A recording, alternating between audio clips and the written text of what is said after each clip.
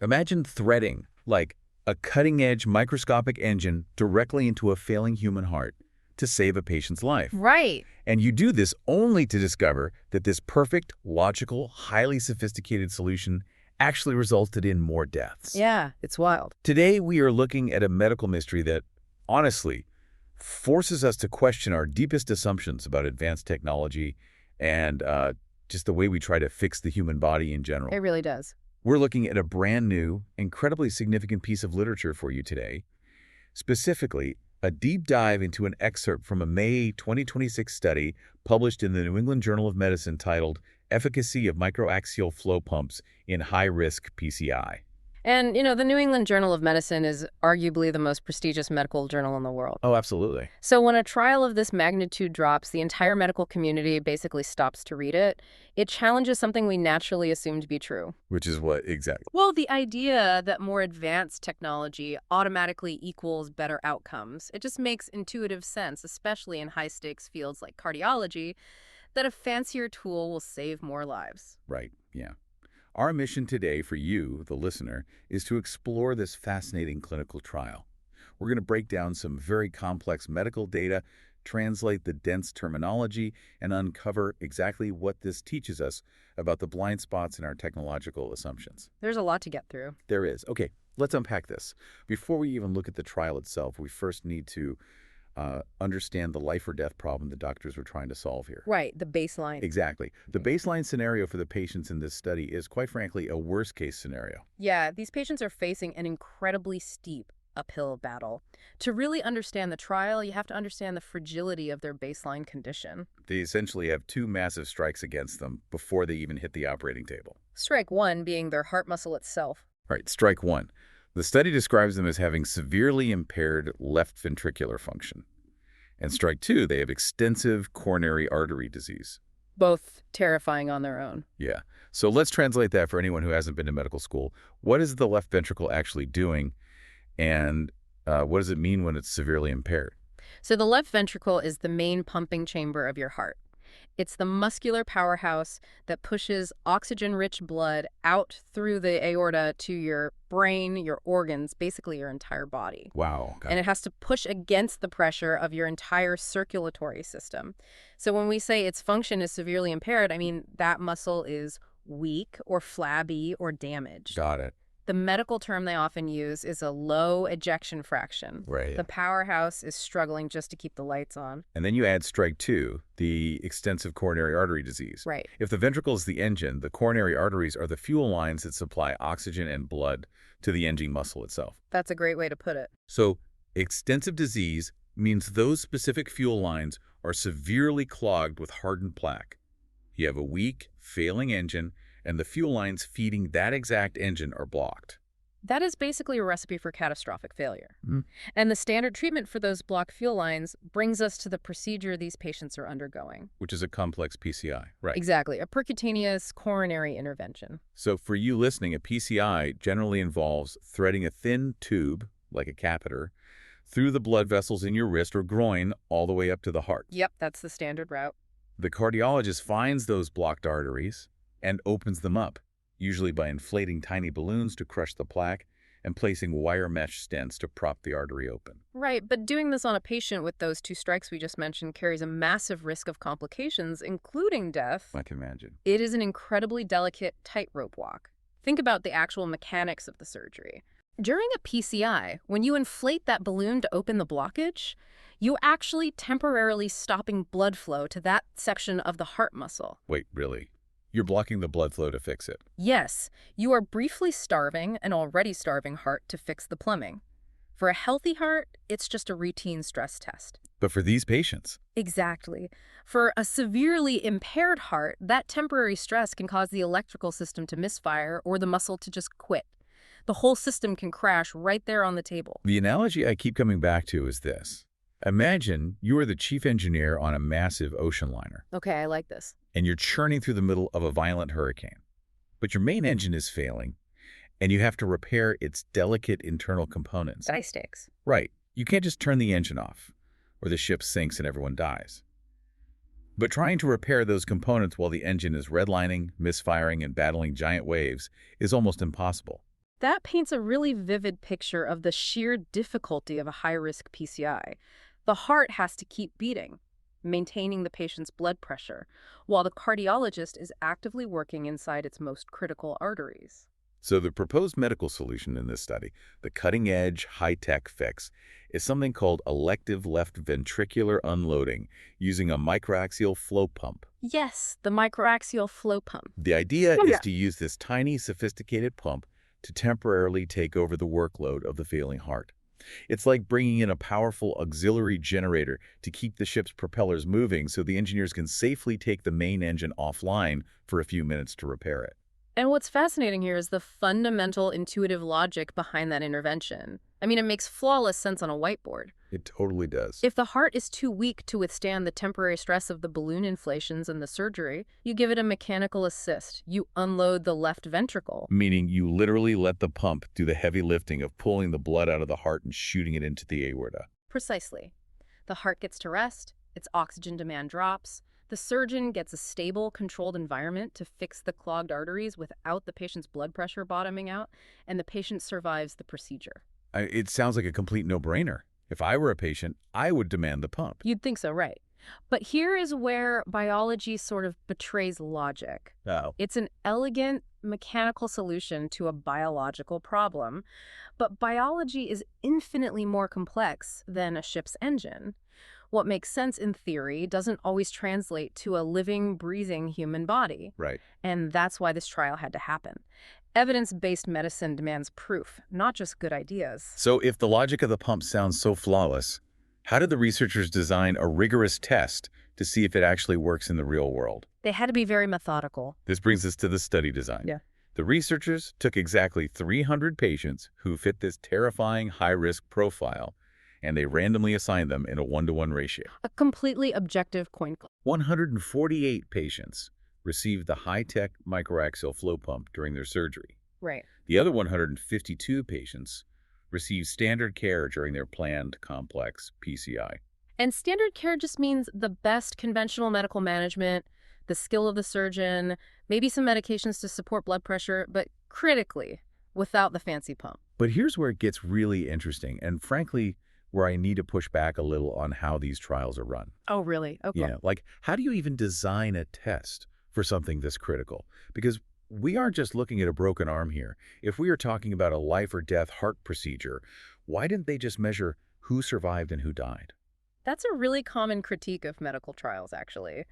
But if they only measured did the patient survive the surgery today, they might miss the longer-term impacts. What do you mean by longer-term impacts? Well, what if the pump saves you on Tuesday but damages your heart in a way that causes a massive heart attack 6 months later? Oh, wow. Yeah, that would be bad. To capture the full picture, they use a primary outcome metric called a hierarchical composite, which was analyzed according to a win ratio. Wait, hold on. A win ratio. A hierarchical composite. It's a mouthful. Isn't that just a convenient graduate-level statistical way for researchers to obscure the actual hard death rate? It sounds like moving the goalposts so you can claim a victory even if people are dying. It sounds like jargon, I'll totally grant you that. But it's actually an incredibly elegant way to measure complex outcomes. Okay, convince me. Think of it as a ladder of bad events, ranked from the absolute worst to the least worst. At the very top of the hierarchy is death from any cause. Right, that is the ultimate bad outcome. Exactly. Below that is a disabling stroke. Next on the ladder is a spontaneous myocardial infarction, which is just a natural heart attack. Okay. Below that is hospitalization for cardiovascular causes. And at the very bottom of the ladder is a periprocedural myocardial injury. And what's that last one? It's basically a minor chemical marker showing some damage to the heart muscle caused by the surgery itself. So it's a strict hierarchy of severity. A stroke is worse than a hospitalization, but death is obviously worse than everything. Yes, exactly. I get that part. But how does the win ratio tournament actually work? They essentially run a giant mathematical sports bracket. Like March Madness. Kind of, yeah. They take every single patient in the pump group, all 148 of them, and compare them one by one to every single patient in the standard care group. Wow, that's a lot of math. That's tens of thousands of individual pairwise matchups. In each matchup, they ask, who had the better outcome based strictly on our ladder? Let me make sure I'm visualizing this right. Go for it. If patient A had the pump and suffered a stroke at month 6, But patient B had standard care and only had a minor surgical injury at the time of the procedure. Patient B wins that specific matchup because their outcome was much lower on the hierarchy of bad events. Exactly. And the most critical rule of the latter is you only look at the lower rungs if the top rungs are a tie. So you only look at strokes if neither of them died.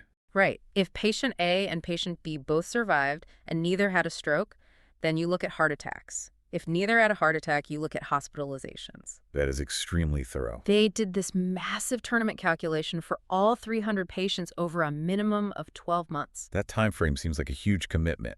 Over a year. It's totally vital. They aren't just looking at the days after the surgery. They are tracking these patients for over a year to see the true long-term physiological impact of having used the pump. All right, so we have the high-stakes patients. We have the two opposing treatments, the highly logical cutting-edge pump versus conventional standard care. Yeah.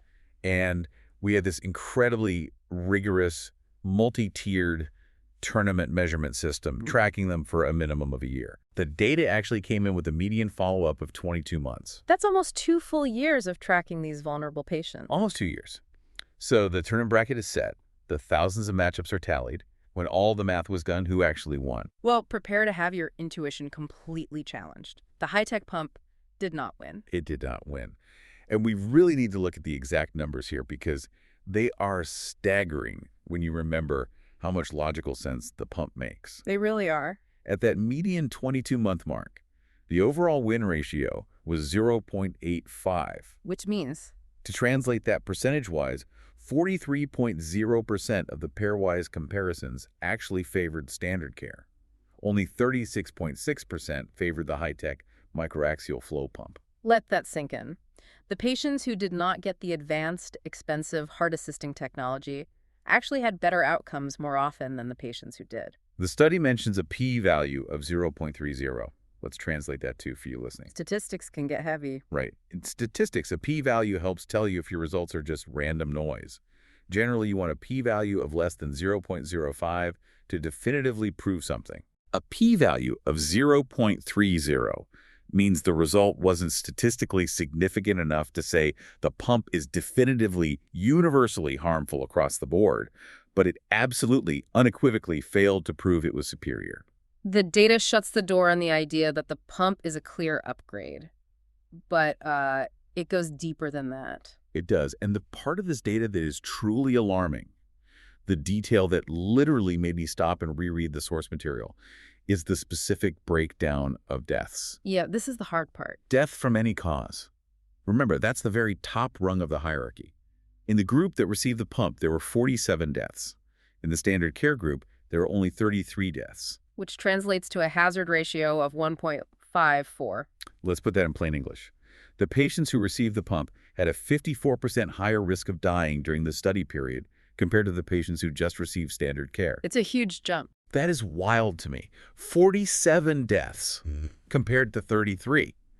The device that was specifically engineered to protect the failing heart, to take the mechanical load off and keep the patient safe through a storm, actually correlated with a massive increase in deaths. It really is counterintuitive. How is that even biologically possible? It feels completely backward. It is shocking, and it's the exact reason we don't just rely on whiteboard logic in medicine.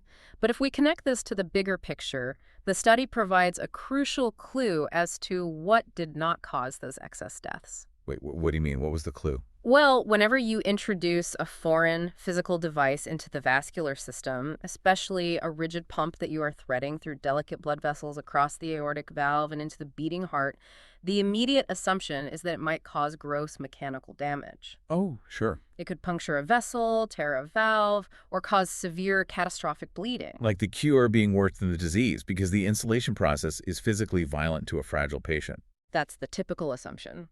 But the researchers noted something vital. There was no material between group difference in the risk of bleeding or vascular complications. Wait, really? So the pump group didn't just bleed out more than the standard care group? No, they didn't. They didn't have significantly more torn vessels or bleeding events, which means the device didn't fail because it was physically tearing up the plumbing. Fascinating. The crude mechanics of putting it in weren't the primary driver of death. The failure to improve outcomes and that terrifying 54% higher hazard ratio for mortality points to something far more systemic and mysterious. This is where we have to theorize a bit, because the raw data leaves us with a massive biological why. Right, we have to look deeper. If it wasn't bleeding, what was it doing? Let's look at the mechanics of the pump itself. It's a microaxial flow pump. It has an impeller, essentially a tiny propeller spinning at thousands of revolutions per minute inside the heart chamber, pulling blood and shooting it out. Yeah, and it creates a continuous flow of blood rather than the natural rhythmic pulse of a heartbeat. Right. And human blood isn't just water. It's a living soup of delicate red blood cells and platelets. Very fragile things. Could that tiny propeller spinning at hyperspeed be creating shear stress? Could it be physically breaking apart the red blood cells as they pass through, a process called hemolysis? It's a very real physiological consideration. When you destroy red blood cells, you release free hemoglobin into the bloodstream, which is toxic to the kidneys. Oh, wow. So a device meant to save the heart could theoretically be throwing the kidneys into acute failure weeks later. Or think about the continuous flow aspect. Oh. The human body, from our brain to our organs, is evolutionarily wired to expect a pulse. Thump, thump, thump, thump. Right. There are pressure sensors all over our arteries expecting that wave. If you suddenly replace that pulse with a continuous flat hum of pressure from a machine, how does the nervous system react? You're touching on the cascade effect here. The body might interpret that unnatural flow as a state of shock, triggering a massive release of stress hormones or a systemic inflammatory immune response. Because it thinks it's dying. Exactly. The body attacks the unnatural state. A biological butterfly effect. You mechanically intervene in one area, altering the hemodynamics in a way that mathematically looks perfect. You rest the heart. Yes. But the sheer force of the pump, or the lack of a natural pulse, sets off a microscopic chain reaction. Inflammation, cellular stress, organ confusion. And that ultimately harms or kills the patient months down the line. Precisely. The human body is not a machine where you can swap a part without the rest of the system noticing. It is a deeply interconnected web. Yeah. And that profound complexity is exactly what this trial laid bare.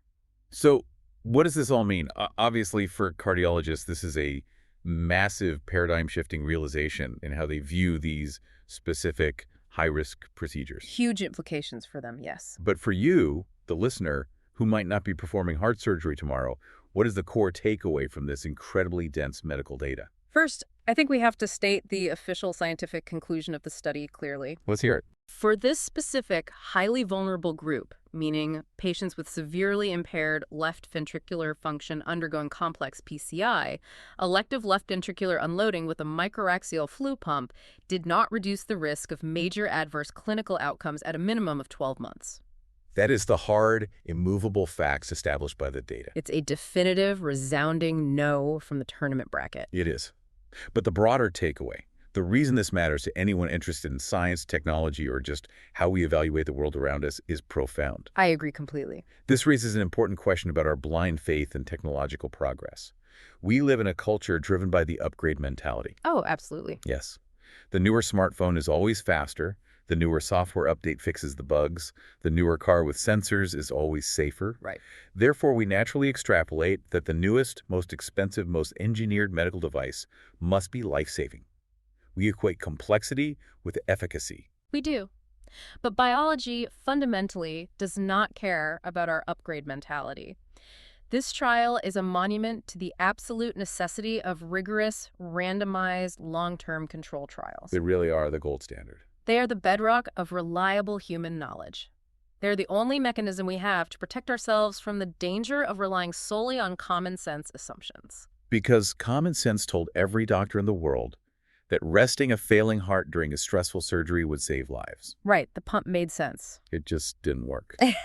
It reminds us that humility in the face of complex systems isn't just a virtue, it's mandatory. Without the bravery to conduct this head-to-head trial, to literally flip the coin on human lives to find the objective truth, a highly logical but ultimately unhelpful and potentially harmful intervention could have become the unquestioned gold standard of care for decades. That's because it made sense on a whiteboard. Exactly. We've covered some incredibly dense, high-stakes ground today, and I want to thank you for joining us on this deep dive. It was a lot to get through. Navigating the hazard ratios, the win ratios, and the sheer biological mystery of this trial isn't easy. but the implications go far beyond the walls of an operating room. They really do. Understanding the gap between logic and reality changes how you evaluate every piece of logical new information you encounter. And that leads right into the thought we want to leave you with today.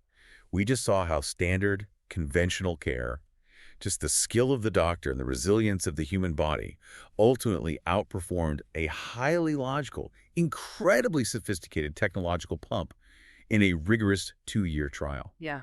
It makes you wonder, what other logical high-tech interventions, whether they are in medicine, in the software suites we use at work, or even in the daily optimized routines of our lives, might actually be providing absolutely zero benefit or even causing harm simply because they haven't been subjected to this exact level of ruthless head-to-head testing?